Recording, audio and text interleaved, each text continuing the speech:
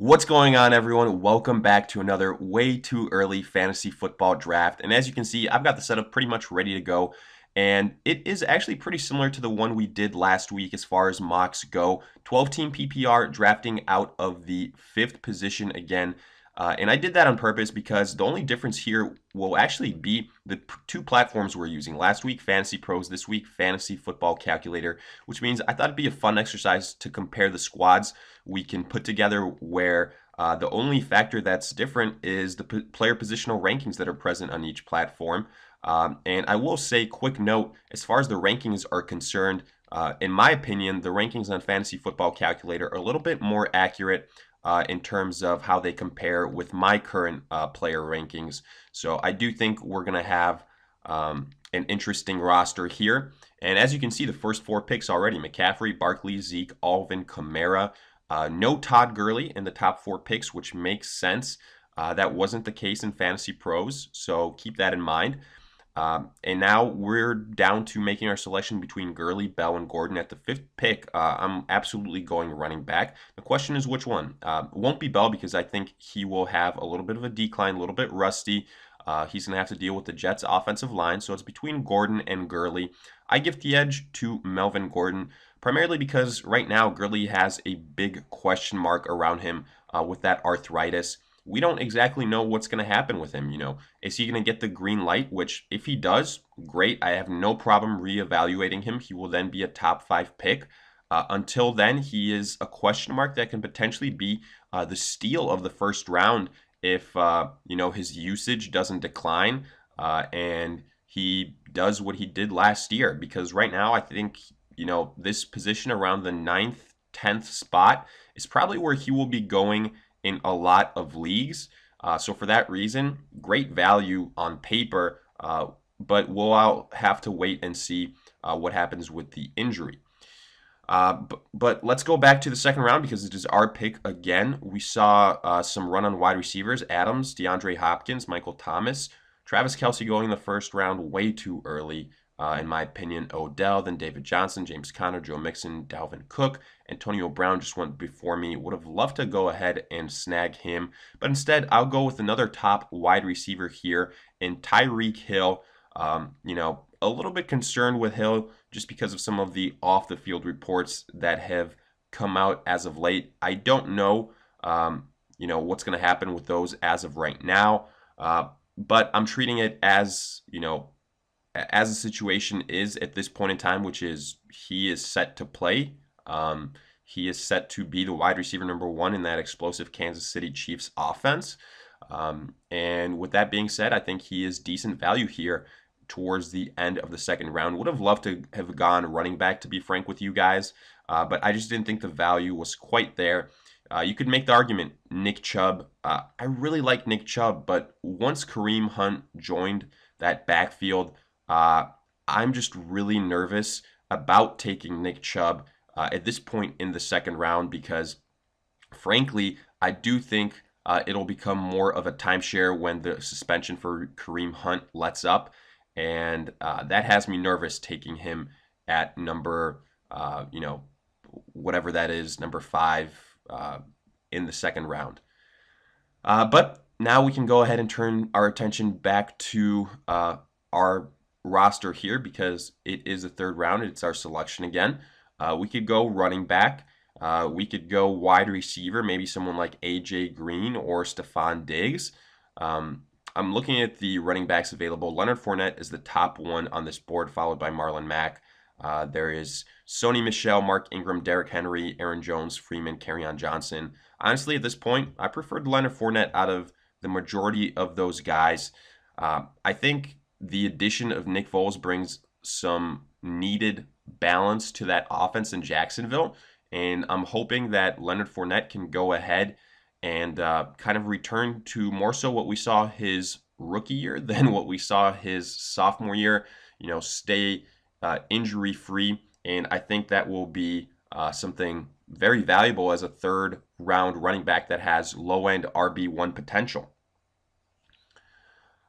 And getting back to our selection here, would have loved to have seen Devonta Freeman or Kerryon Johnson drop to me. That wasn't the case. So instead, we go back to our big board here, and I'm looking at some of the names: Tarik Cohen, Brandon Cooks, Cooper Kupp. Look, I'm not going to lie. I like me some Cooper Kupp, but I am nervous with him coming back from that serious injury.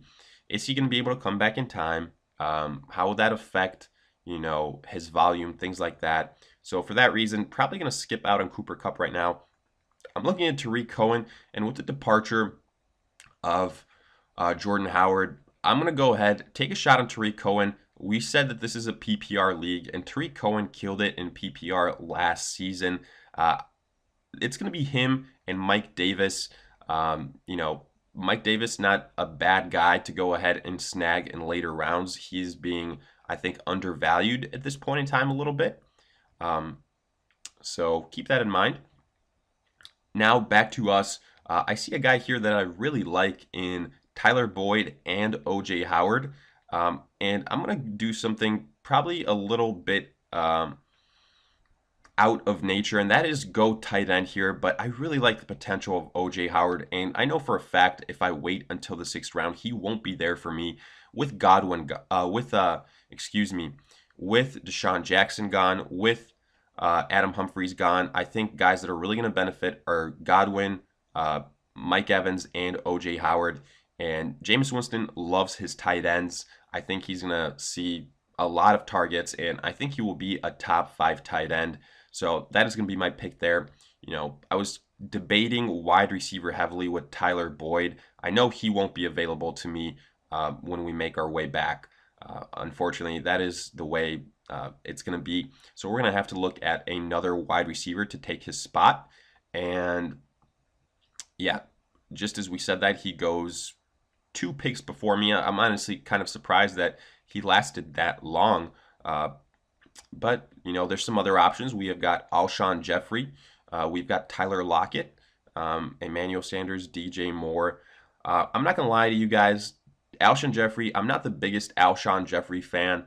But I think at this point, he is the best value guy here.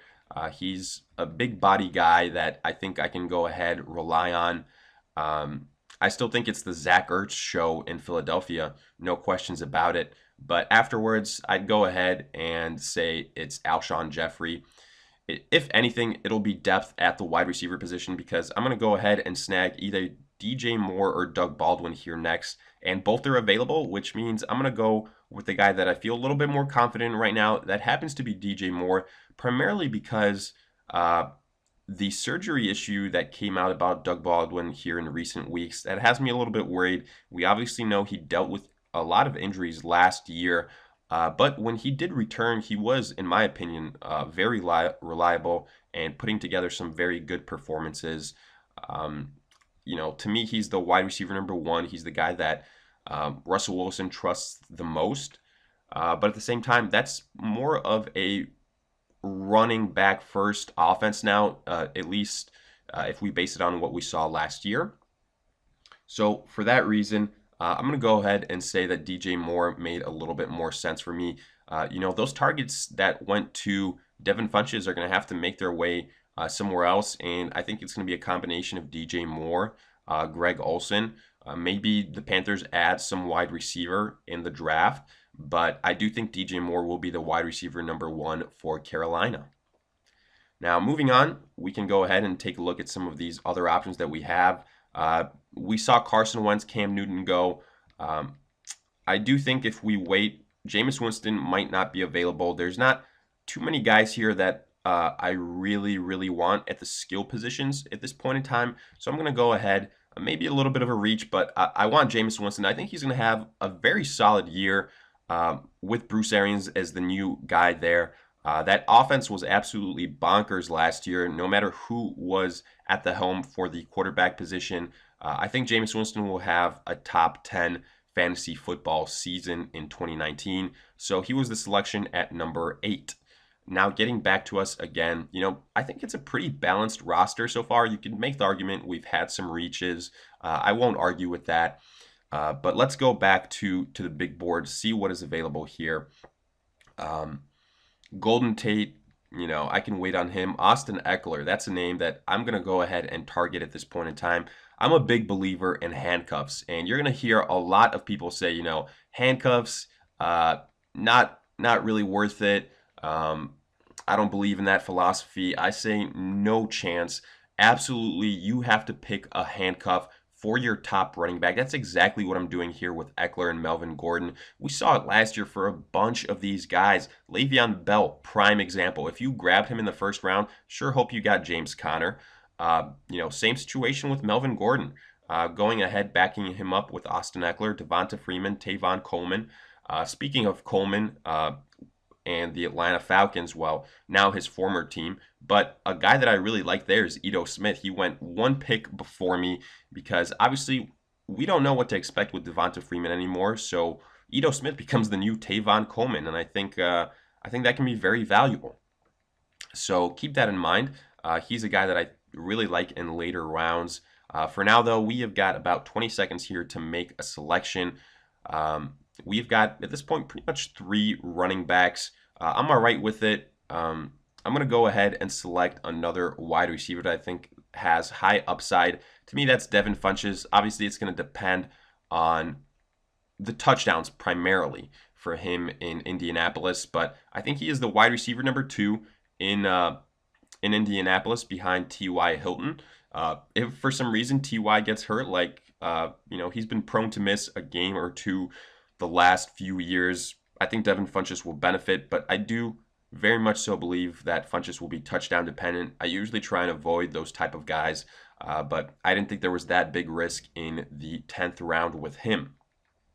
Now, continuing on, some other guys here, Big Ben, possibly as a backup quarterback. I'm not a big fan of that at this point in time. Let's see what we have here. I'm going to go with Jaylen Samuels. At this point, we are, going high upside guys. Jaylen Samuels obviously is going to be the running back number 2 behind James Conner. But if something happens to James Conner, if he misses some time, Jaylen Samuels becomes a top 10 running back. I like the upside there. He'll obviously be a bench guy, a guy that we stash until potential injuries come, something like that. But now we can, again, turn our attention to some other valuable picks. And I'm going to go ahead and take a shot on Greg Olson here. I know we got O.J. Howard, but I do think Greg Olson can give you some value. I firmly believe this. If Greg Olson stays healthy, he will be borderline a top 5, 6, 7 tight end. And if you get that in the 12th round, which, probably where he's going maybe a little bit earlier, I think that's great value. Tight end is also another one of those positions where we've seen it year in and year out. You just start pulling out your hair with the tight end position if you haven't gotten one where you can just set and forget. So for that reason, I'm all right with having Greg Olson backing up my guy in O.J. Howard. So continuing this trend here, we're going to go with high upside guys. And I'm going to go with Jamal Williams. A lot of this is going to be dependent, obviously, on injuries, things like that. So keep that in mind. Like I said, at this point, we are going high upside. Guys that are going to spend a lot of time on the bench. Maybe that can be used as bargaining chips, as potential trade bait. If a running back 1 goes down, all of a sudden you've got that backup. You can either insert him into your lineup or leverage him like crazy for a trade. And with Melvin Gordon, Leonard Fournette, Tarik Cohen, I like that trio of running backs. Wide receivers, Tyreek Hill, going to carry the load, followed by Alshon, DJ Moore. Would have loved to have gotten Tyler Boyd. Again, going to highlight that. But I'm okay with it. I've got Alshon Jeffrey and DJ Moore. That's not a bad combination. Now at number 14, we've got 2 picks left to make. And I'm going to go ahead and see if I can get another wide receiver that I like here. Oh boy, there is quite a bit of a drop off, not going to lie. So maybe we're going to go with best available player.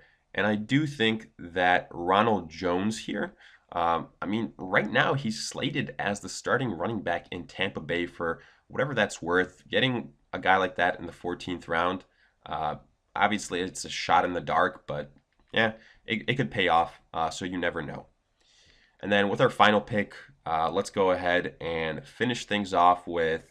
I'm trying to see who here is still left available, and who could be good value. Um, we haven't drafted a kicker or a defense. That's all right. Um, for this exercise, we'll ignore that. I'm gonna go Giovanni Bernard with my last pick. Another guy again who, if Joe Mixon goes down, Giovanni Bernard is a top 10 running back. We saw it last year. He's an absolute stud in PPR. And if you had Joe Mixon last year, those couple of games he missed, Giovanni Bernard, very reliable. So again, I like that pick. And as you can see here, we've got the signal that the draft has been completed. So let's do a final rundown of the roster. We have got Melvin Gordon, Tarik Cohen in the second round, Leonard Fournette, Tarik Cohen, O.J. Howard, Alshon, DJ Moore, Jameis Winston, Austin Eckler, Devin Funchess, Jaylen Samuels, Greg Olson, Jamal Williams, Ronald Jones, Giovanni Bernard. As far as breaking this down, I like my running back situation. I think it's balanced. It could have worked out a little bit better. I would have liked to have my second running back be a little bit more PPR oriented, but it is what it is. On the flip side, I like my wide receiver number one very much so with Tyreek Hill. I do think there's a little bit of a drop off in my wide receiver two, but I think both the guys that I have in Alshon and DJ Moore are guys that can get you 10 points pretty much week in and week out. I like my tight end situation.